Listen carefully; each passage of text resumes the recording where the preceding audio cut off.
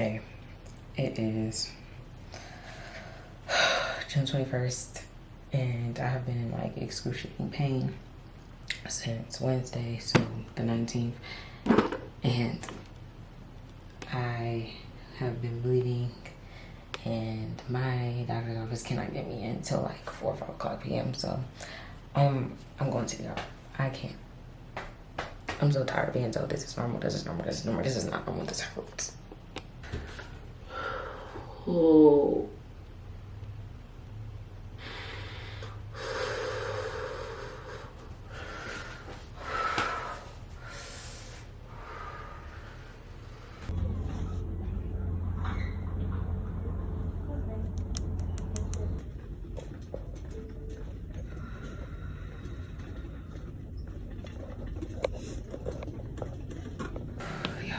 Pain. I had to wait this long. I was emergency line to be transferred to OB, and now I am in the room and I have to strip and give a pee sample. Yeah, I'm in so much pain. I'm in so much pain. I'm waiting for Nicholas to get here. He's parking. Oh, Jesus.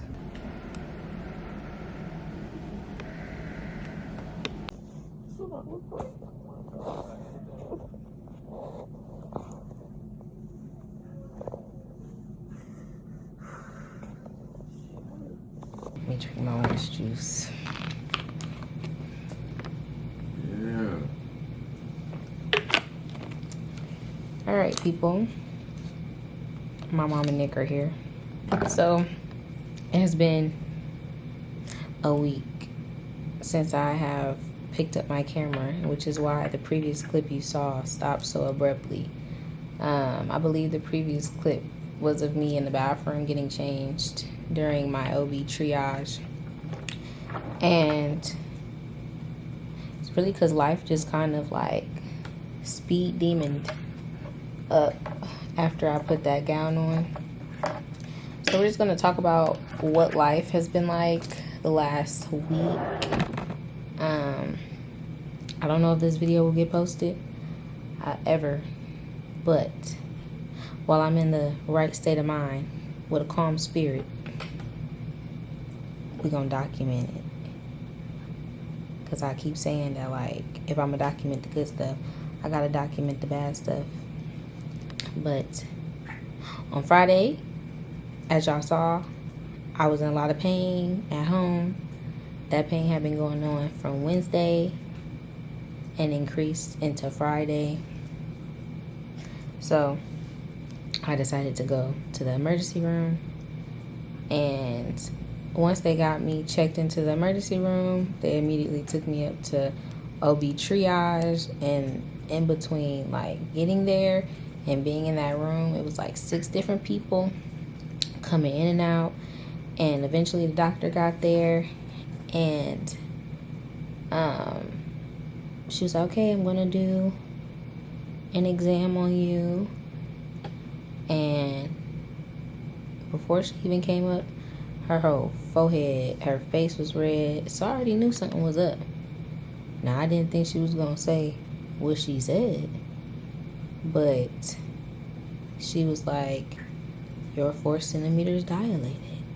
And just for the people who are watching this and have not seen my previous pregnancy diary videos, at the time of last Friday, I was 21 weeks and 6 days.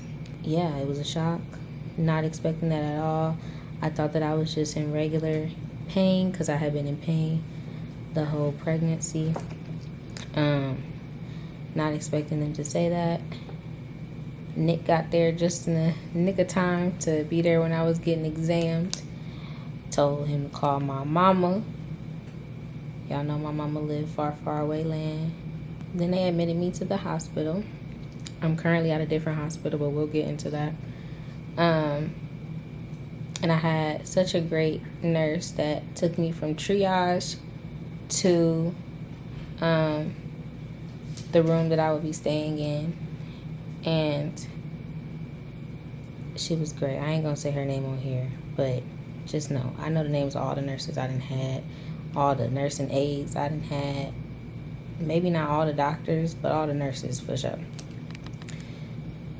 But they took me up to the room. It was like I was the only person on the hallway. It was so quiet. You could hear like a pin drop. And she was like, I'm going to get you comfortable. We're going to have a real sister girl conversation. And I was like, yeah.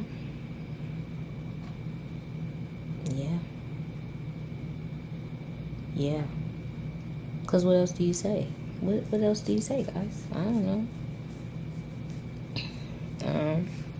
So she got my IV hooked up. It was in this arm. But once I came to this hospital, they swapped me to a hand IV.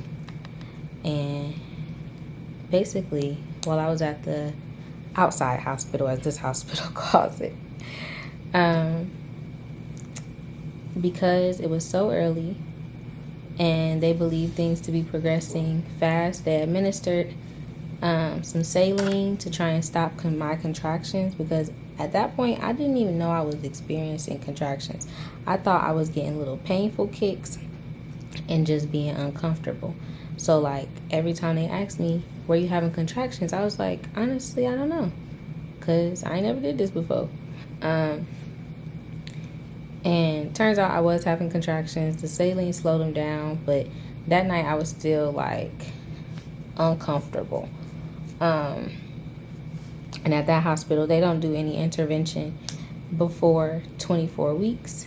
And because I was only 21 weeks and 6 days, the only option was to keep my baby comfortable if baby was to come early. Meaning they wouldn't do anything to save baby's life.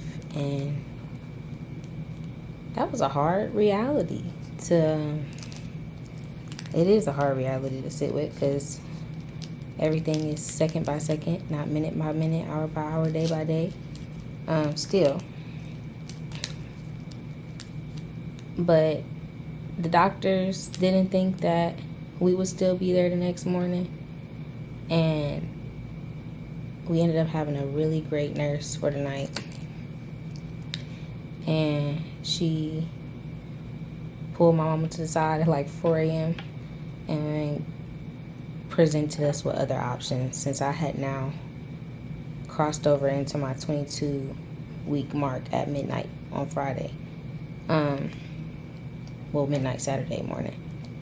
And that is how I ended up at this hospital, because they do intervention on babies as early as 22 weeks. So that next morning, they got my transfer scheduled over. The ambulance people came. They strapped me down like I was in the psych unit, put this blood pressure cuff on me, all these little EKG things. I'm still cleaning off all the sticky residue from the EKG stickers, and transported me to this hospital. I was feeling fine Saturday morning, not having any contractions, very little discomfort. I did have to poop. I did end up pooping, and that relieved a lot of the pressure I was feeling. But the ambulance ride like struck up all of that pain because I was strapped into the car. I ain't never been in an ambulance. If you ain't never been in an ambulance, I ain't gonna say your experience is gonna be just like this, but they lift you up, they lock you down into the bottom of the ambulance, so you can feel all the little bumps and humps and all of that, and it was just not given. It wasn't given. But it was like a 40-minute drive. We got to this hospital. They took me to triage, and really this is when everything just kind of like picked up. They came in, the maternal fetal health doctor came in, and she immediately examined me.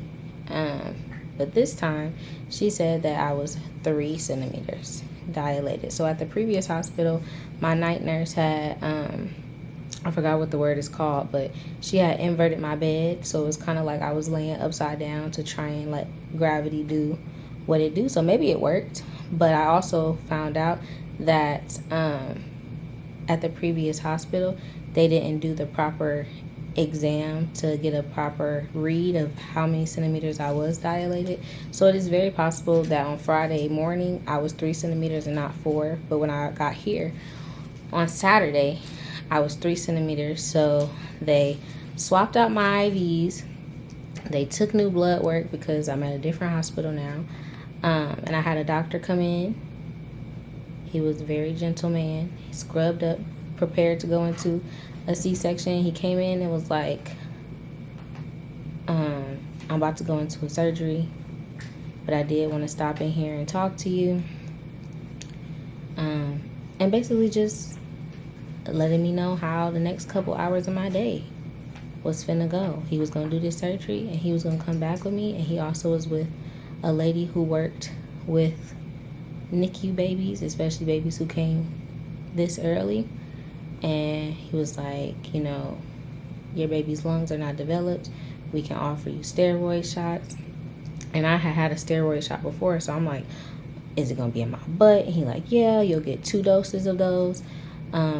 Basically asking me, like, is that something that I would be interested in?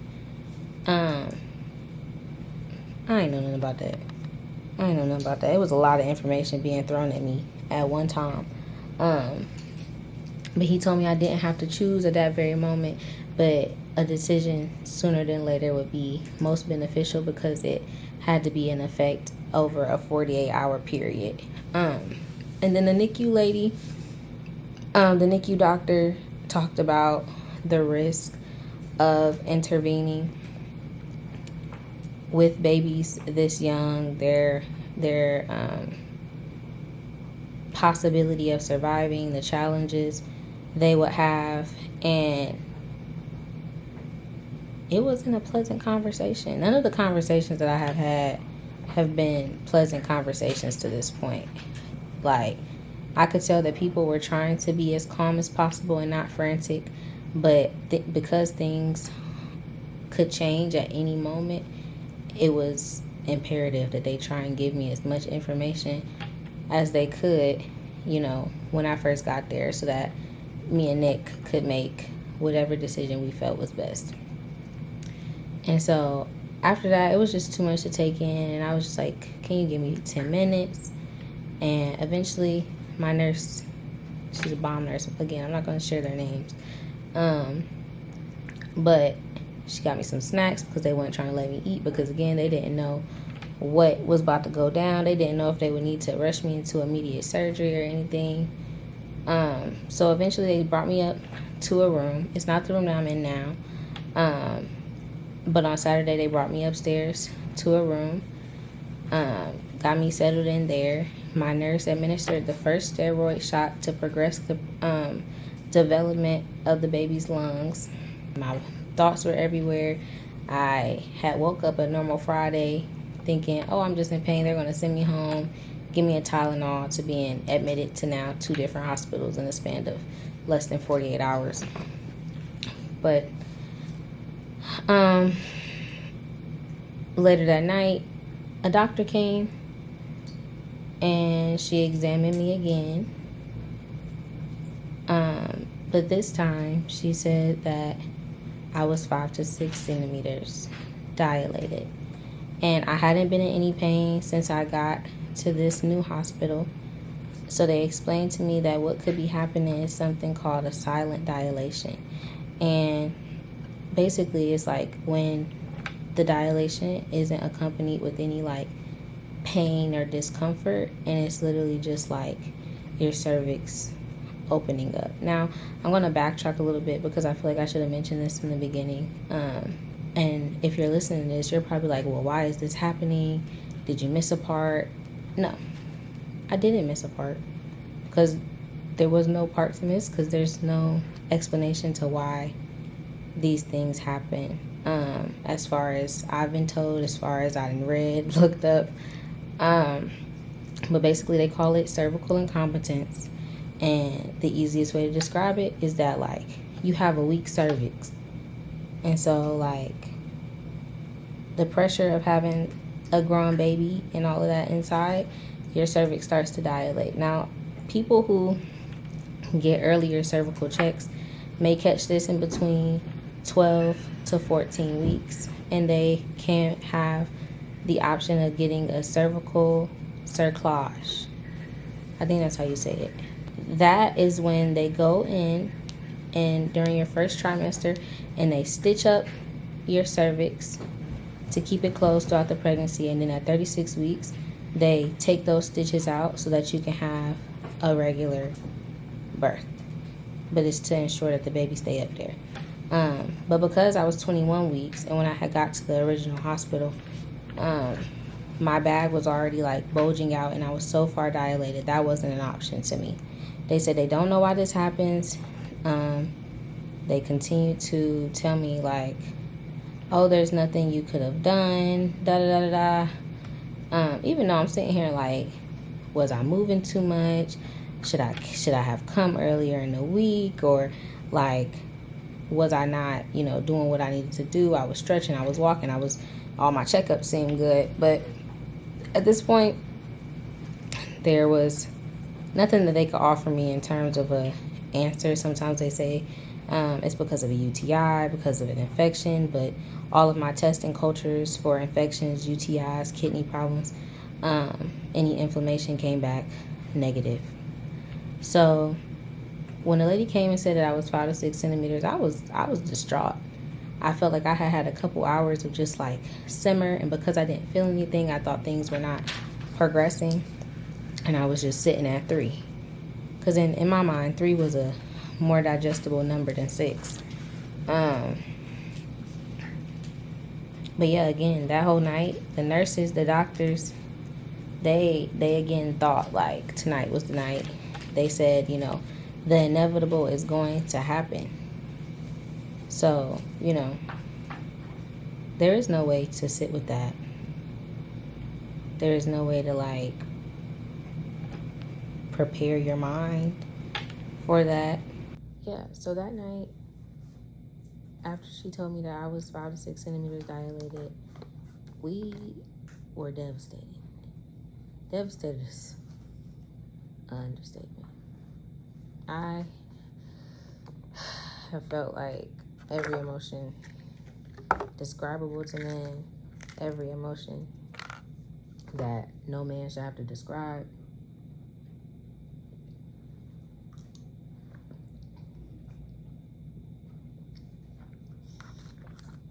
And what made it worse that night is like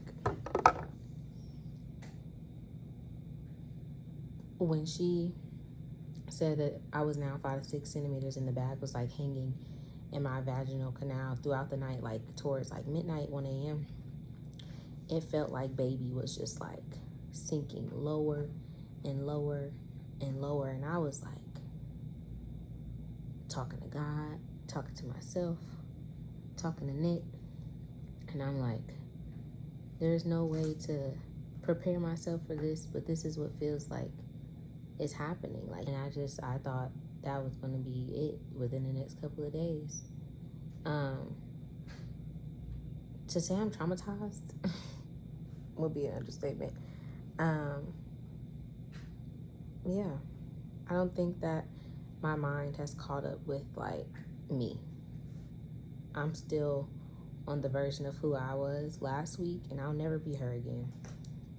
So Sunday came. Everybody was so surprised that I was still here, still pregnant, and I changed. That morning they upgraded me, like I graduated from being in active labor to being in antepartum. Though they don't know if I'm still dilating because the bag was hanging so low, they didn't want to do any more cervical checks. They didn't want to do any more checks with the speculum, like to prevent any further irritation, rupturing the amniotic sac. So I haven't been checked since Saturday. Unless I have major bleeding, major like cramping or contractions, or my water breaks, they're not going to check me anymore. We're just going to assume that I'm either at 6 or I've progressed as far as it can progress. So Sunday I graduated to antepartum and they moved me to this room. Monday they came and got us early and gave us an ultrasound just to see where baby was, check baby's heart. That was like the longest ultrasound ever. I feel like we was in that room for like over an hour. And after that, they moved us into this room, and we've been in this room ever since Sunday. And today is Friday. There has been very little change in my status of whether or not I'm in active labor, whether or not I have progressed from 6 centimeters to 7, 8, 9, 10. I'm not in any pain. The most discomfort I have is, baby kicking because baby is feet down. But I've been saying that even before I came to the hospital, that I thought baby was feet down because like I felt little bitty feet kicking me, and not like, oh, little flutters that everybody talk about, like kicking me. And when the ultrasound tech was literally like, it's like the little feet are pedaling. I was like, yes, that's what it feels like, aggressive pedaling. But we've really just been in a waiting game. On Sunday, I requested to speak with the NICU lady. This time it was a Black woman, and she gave it to me straight. But I will say that Sunday morning, when the doctors came around, I asked for some medicine to calm my spirit because I just couldn't get anything done. And prior to getting pregnant, my doctor had just started me on an anxiety medication, but I got pregnant so fast, the other doctors recommended that I no longer continue it. So I asked if it was okay if I have half of the pill, and they were like, actually, you can have the whole pill because it's okay for you to take. Because I knew that Sunday, especially after how things shifted on Saturday, I knew that I would need a moment of calm. I knew that I would need a moment to just make clear-headed decisions. And I'm saying but Nick has been here the whole time, wiping my tears, wiping my butt, washing my butt, crying with me, feeding me as he, goes through this process for what it would be like for him. And, just us trying to make the best decisions that we can for our family and for our child. And when you don't expect to start having to make these kinds of decisions ever, I never in my life thought that this would be my life. All I kept saying, I was like, you really have these moments in life where you're like, not me. And that's really where I was. I was just like, my friends pop out babies easily all the time. Like, why is this happening to me? You know what I'm saying? I think that's just been a lot of the conversation I've been having, like, with myself, trying not to blame myself, trying not to, dig too deep into, what I will never know. But really, it's just like, you never think it's going to be you until it is going to be you. So just because I'm saying please do not think that, Nick is not making any decisions. He's not communicating. He's not showing up. I'm saying because this is my story from my point of view, from my experience, and also just, giving Nicholas the option to talk about what he wants to talk about when he wants to talk about it, if ever. And that's okay. So on Sunday, I just had to get some shit in line and do what mamas do and handle business. I popped a pill, and I took as many meetings on Sunday as I could. Whether that was discussing possible funeral arrangements, whether that was discussing whether or not we would like to be resuscitated. And that is also something I'm choosing not to share in this video. Maybe later down the line in life, we'll talk about it. But for the privacy of my family, for the privacy of myself and Nick and our child, I would not be disclosing what options of care we choose for our child. Once the baby gets here, we won't be disclosing that, just for our own privacy and sanity. But yeah, I took as many meetings as I could. because I didn't know. Like I said, it's seconds by seconds, not days by days, minute by minutes. It's literally like anything can happen at any moment. And we haven't had to adjust those plans because thank God we're still pregnant. Everybody who come in here, they like, oh my God, I'm so happy you're still here. I'm happy I'm still here. Like, I don't want to be in the hospital. And I actually ended up spending my birthday in the hospital a couple days ago. And eventually I did record some clips, but I don't know if they'll ever make it to the light of day. But my family made it a great day. I got some dressed, curled my hair. Nick got me some cake and balloons. And, we just did the best we could with what we had, and celebrating every day, every hour that we get to, still be pregnant. Baby still get to be moving around. As much pain as I'm in from those movements. On Friday, they told me I might not ever feel that again. So, as morbid as it may sound,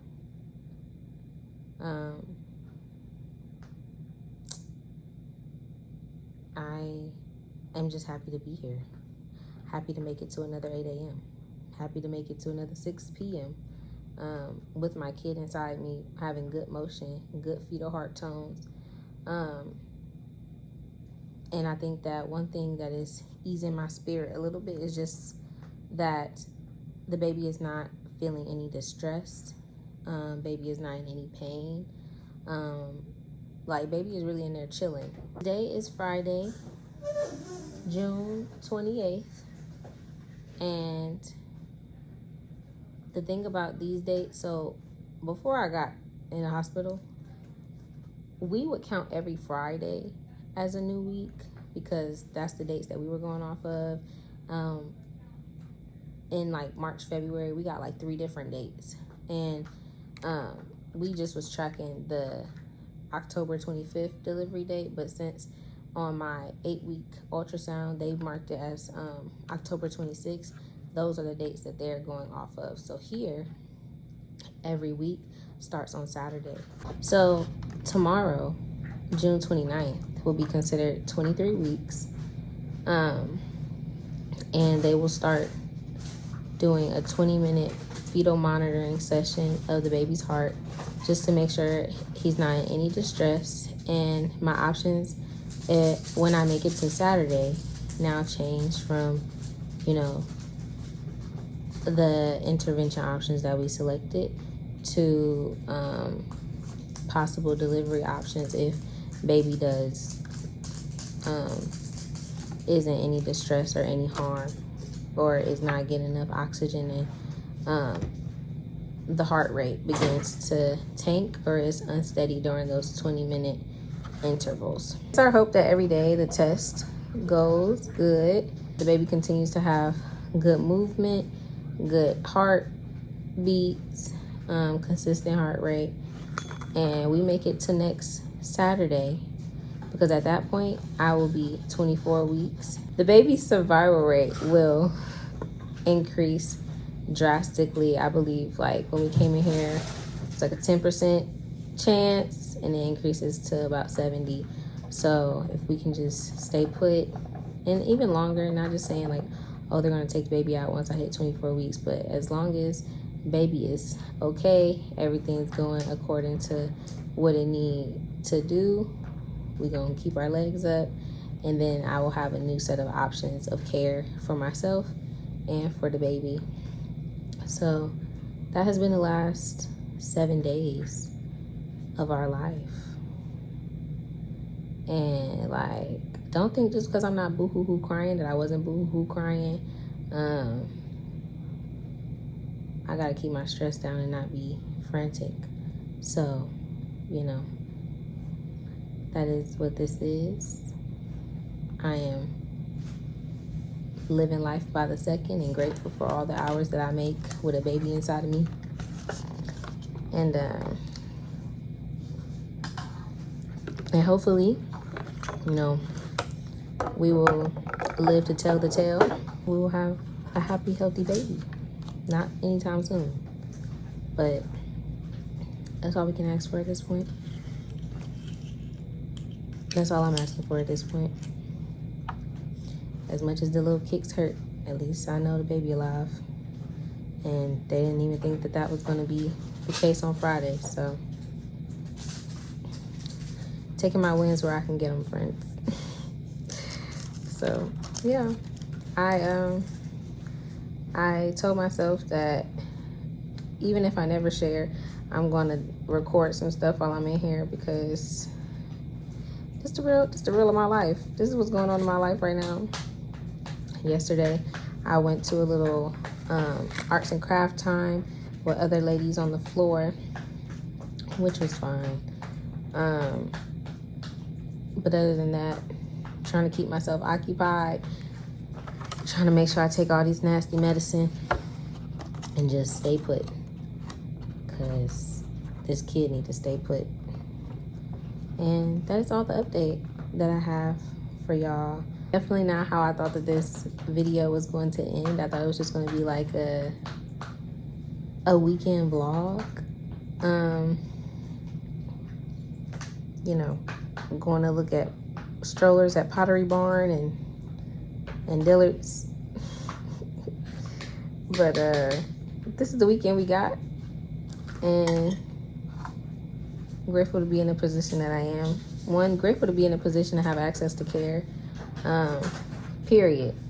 To have access to care, period. Grateful to be able to take off work and not have to worry about that, putting extra stress on me. Grateful that Nick also works remote so that he doesn't have to leave me here by myself. That my mama could take some remote days and work from my hospital room and not be in Charlotte worried about what's going on here. And this is just another reminder that life really comes at you fast in the moments where we don't realize that time is passing, that it can creep up on you. Definitely a reminder that stress can be detrimental to you sometimes, all the time. And you never really know how much like your body is going through when you're always working against this exhaustion, it's pain, it's whatever you feeling for the sake of, whether it be a job, whether it be, you know, obligations. You do all of these things and you don't really realize the wear and tear that it has on you until you're forced to sit down. And that is where we are. Like I said, I don't know if this video will get posted ever, and that's okay. I did want to get it out of my brain, as it is still fresh and probably will be fresh for the rest of my life. But we still kicking. I'm still making nurses laugh. If you made it this far, you know, you're a real OG. Even if you had to stop through it, thanks for listening to it. If you got a grandma that pray, tell her to add me to the circuit. If you pray, add me to the circuit. Add my kid to the circuit. Add my family to the circuit. Like, if all you got is kind words, share them.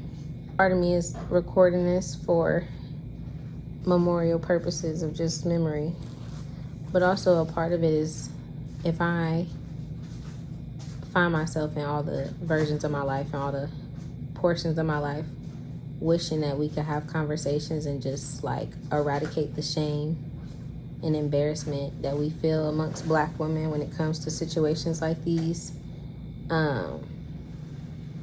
I will be going against what I feel like is my purpose of being here, of being on this platform, and creating avenues and opportunities for other women and people, Black women, Black femmes, to really talk about the things in life that are happening to them and giving them a place to do it without shame, while I negotiate with my own feelings and try and remind myself that this shame and embarrassment does not belong to me. So if you have a story you'd like to share, whether triumph or grief, you can use the comment section to share if you will. But if you are in this position or have been in this position, know that the shame does not belong to you, and that, you know, I can't change the world, but if I can make one avenue where Black women don't have to sit with it by themselves, for the sake of me sharing a story that I'll never forget. Let us share with the promise that we are amplifying Black women's voices and not letting them forget our stories anymore. And that's all. So I'll catch y'all in my next video.